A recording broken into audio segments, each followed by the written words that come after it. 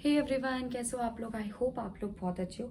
So basically मैंने बोला था मैं एक सीरीज बना रही हूँ जिसमें मैं वो सारे इंटरव्यू के क्वेश्चन जो हर एक पोस्ट पे पूछे जाते हैं, चाहे एचआर के लिए जाओ, फैकल्टी पोस्ट के लिए जाओ, बीडीए के लिए जाओ, सेल्स एग्जीक्यूटिव के लिए जाओ, किसी भी पोस्ट के लिए जाओ, तो हर एक पोस्ट पे कुछ यूनिक और कॉमन क्वेश्चन होते हैं जो सबसे पूछे जाते हैं, चाहे फ्रेशर हो चाहे एक्सपीरियंसड हो। जैसे कि what are your strength, what are your weakness, and why are you looking for a job change, and tell me something about yourself। and आज का जो क्वेश्चन है वो होने वाला है what are your salary expectations.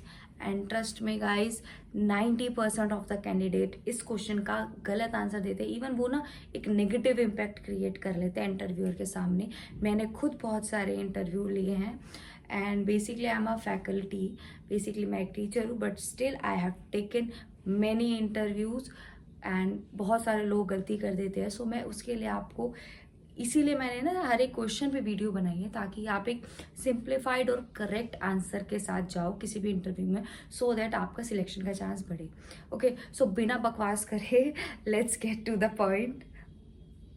Okay, so आज का क्वेश्चन है, वन सेकेंड। आज का क्वेश्चन है what are your salary expectations. ठीक है, व्हाट आर योर सैलरी को रिक्वायरमेंट्स, और we can say what are your salary expectation. So कभी भी ना अगर आप फ्रेशर हो, कभी भी अगर आप फ्रेशर हो तो कभी भी आप ना ये मत बोलना कि आई एम नॉट श्योर, ये तो बिल्कुल भी मत बोलना। दूसरी चीज़, कभी भी अपनी ना सैलरी रिक्वायरमेंट्स मत बताओ कि जी मैं पीजी में रहता हूँ, मैं घर में रहता हूँ, मेरा इतना खर्चा है, मैं ये कर रहा हूँ, मैंने ये सोचा है, मेरा इसका खर्चा है, तो मुझे इतना सैलरी तो मिनिमम चाहिए।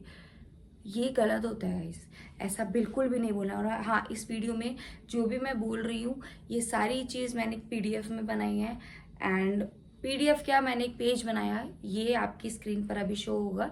ठीक है, सो जो भी मैं बोल रही हूँ गाइस प्लीज़ ध्यान से सुनिए। आपको बोलना क्या है, जैसे क्वेश्चन होता है what are your salary requirements और सैलरी एक्सपेक्टेशन। सो कभी भी ना अपना पूरा नहीं बताना कि मेरे को इतने पैसों की जरूरत है, मुझे इतने पैसे चाहिए, आई नीड दिस और दैट, ऐसे नहीं बोलना। आपको पहली बात तो never share your salary requirement as a fresher if you are fresher.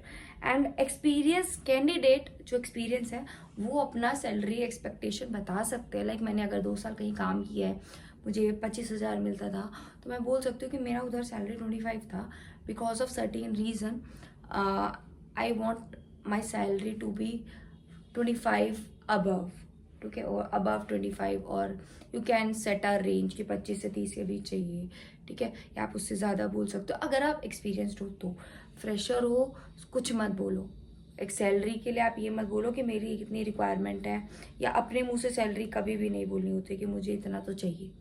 अब मैं बताऊंगी क्या बोलना है। पहली बात, point number 1, never share your salary requirement if you are a fresher. Second, if you are experienced then you can share your expected salary. Okay, and हमेशा expected salary previous one से ज़्यादा होती है। Always say yes as per the company job norms। होता क्या है, fresher को generally बहुत ज़्यादा सैलरी नहीं मिलती है। सो अगर आपको कंपनी अच्छी मिल रही है, रेपुटेड कंपनी है, नाम की कंपनी है, एंड आपको लग रहा है कि इसमें मेरी ग्रोथ होगी, अगर मैं यहाँ से काम करता हूँ, यहाँ का जो मेरा एक्सपीरियंस लेटर होगा वो आगे जाके बहुत अच्छा होने वाला है, so be there.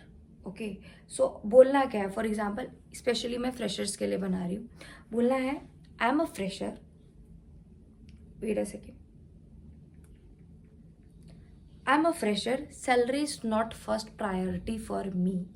This is a big platform to start my career. Okay. And I also want to improve my knowledge and skill and gain experience.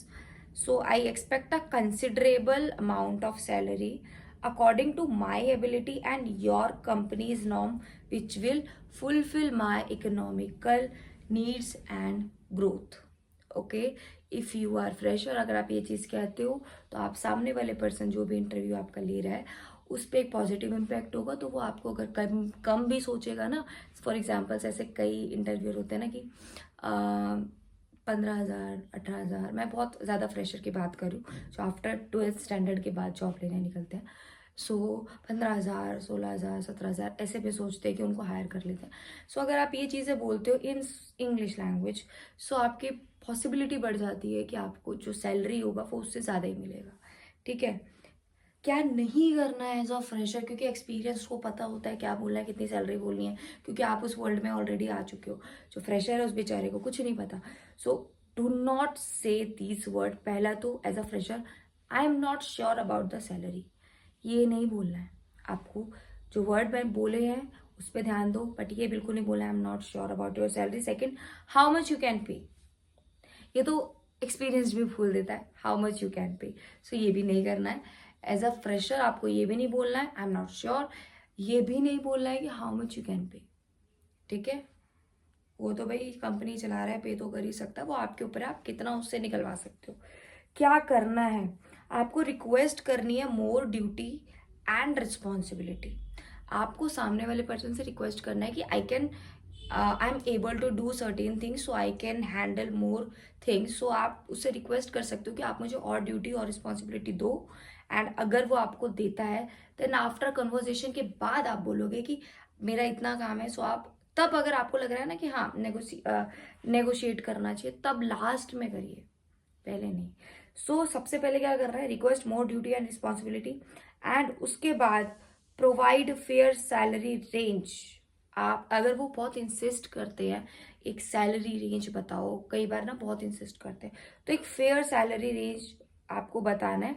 जो भी आपकी इंडस्ट्री है, आईटी से हो, सेल्स में हो, तो जो भी आपकी रेंज है, सैलरी रेंज, स्टार्टिंग सैलरी, आपको थोड़ा सा उसके ऊपर बोलना है, ज़्यादा ऊपर नहीं बोलना है. ठीक है. सो गाइज ये मैं पूरा जो भी मैंने बोला है, मैंने जो पेज बनाया है वो अभी आपके स्क्रीन पर शो होने वाला है. So please mark my words, जो भी मैंने कहा है उसको ध्यान दीजिए. एंड इसके बाद अच्छे से जाइए, इंटरव्यू क्रैक कीजिए, गो get a good job at a good package. Okay guys, for any need you can comment me at any time. Okay, I have started new channel because I thought that I have some sort of knowledge, so that I can help some freshers and experience as well to get a good job at good package. So if you want any question, any queries, do comment guys, I'll always there for you guys. Bye.